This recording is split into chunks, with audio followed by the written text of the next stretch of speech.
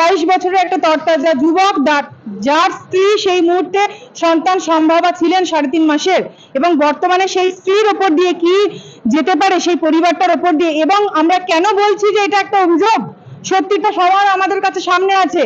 Court কি করবে? Court ডেটের পর ডেট নিয়ে একটা ট্রায়াল হয়ে তারপরে আপনারা কি চান যে সত্যিটাকে ধামাচাপা দিয়ে দেবে? এটা কি কোর্টের কাজ? আমি মুখ খুলতে দেখলাম না।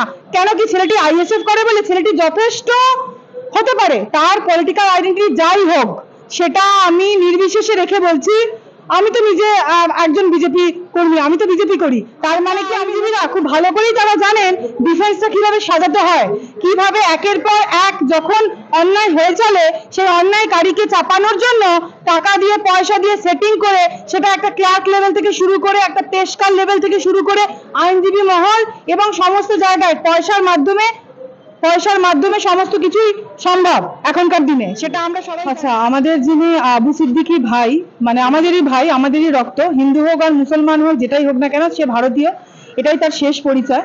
সেই ভাইকে যেভাবে নৃশংসভাবে খুন করা হয়েছে, সেখানে আমি অনেক বড় বড় বুদ্ধিজীবী এবং প্রচুর মহামান্য আইনজীবীদের খুব একটা কিছু বলতে শুনলাম না। যেহেতু শুনলাম না, তাই জন্য আমি সত্যিই আজকে প্রচন্ড ব্যথিত।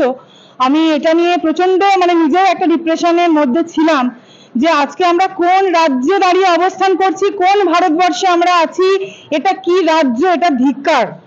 এবং একজন আইনজীবী হিসাবে বা একজন সর্বোপরি একজন মানুষ হিসাবে আমি যেটা প্রথম মনে করি, যে পুলিশ অফিসার এই কাণ্ডটা ঘটালো বা যারা ঘটালো তাদেরকে যে ক্লোজ করে দেওয়া হলো বা সাসপেন্ড করা হলো, সেটা কেন হলো?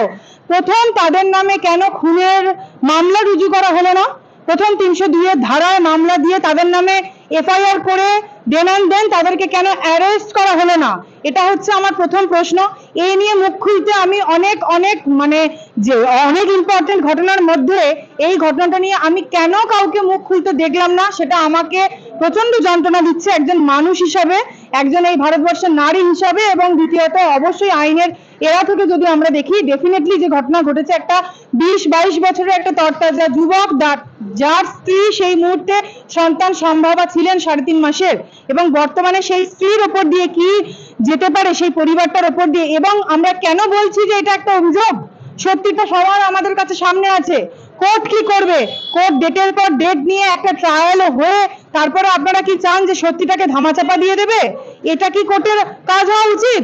আমরা আইনজীবীরা খুব ভালো করেই তারা জানেন ডিফেন্সটা কিভাবে সাজাতে হয়, কিভাবে একের পর এক যখন অন্যায় হয়ে চলে সেই অন্যায়কারীকে চাপানোর জন্য টাকা দিয়ে পয়সা দিয়ে সেটিং করে, সেটা একটা ক্লার্ক লেভেল থেকে শুরু করে একটা পেশকার লেভেল থেকে শুরু করে আইনজীবী মহল এবং সমস্ত জায়গায় পয়সার মাধ্যমে সমস্ত কিছুই সম্ভব এখনকার দিনে, সেটা আমরা সবাই জানি।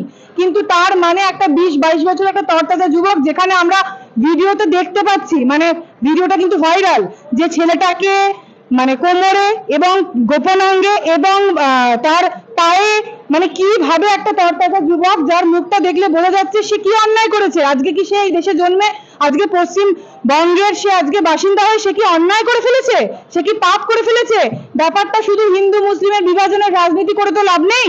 আমাদের এটা বুঝতে হবে যে আমরা যেই রাজনীতি করি না কেন, আমরা বিরোধী পক্ষের রাজনীতি করি, আমরা নির্দল করি, আমরা রুলিং পার্টির রাজনীতি করি, যেটাই করি না কেন, ভারতবর্ষের নাগরিক হিসেবে, এই দেশের এবং এই রাজ্যের বাসিন্দা হিসেবে আমাদের যে মৌলিক অধিকার আছে, সেই মৌলিক অধিকার যাতে কোনোভাবে খর্ব না হয় সেটা আমাদেরকে দেখতে হবে। কেন আজকে কাউকে আমি মুখ খুলতে দেখলাম না? কেন কি ছেলেটি আইএসএফ করে বলে? ছেলেটি যথেষ্ট হতে পারে, তার পলিটিক্যাল আইডেন্টিটি যাই হোক সেটা আমি নির্বিশেষে রেখে বলছি, আমি তো নিজে একজন বিজেপি কর্মী, আমি তো বিজেপি করি। তার মানে কি আমি মুখ খুলবো না? আমার কোনো মুসলিম ভাইকে যদি আজকে গায়ে হাত তোলে, আমার কোনো মুসলিম ভাই সে যদি বিরোধী রাজনীতি করে, তার গায়ে যদি আজকে আঁচড় পড়ে, সে যদি আজকে মারা যায়, তরতাজা ফুলের মতন একটা ছেলে, সেখানে আমরা মুখ খুলবো না? সেখানে মানুষ হিসেবে আমি মুখ খুলবো।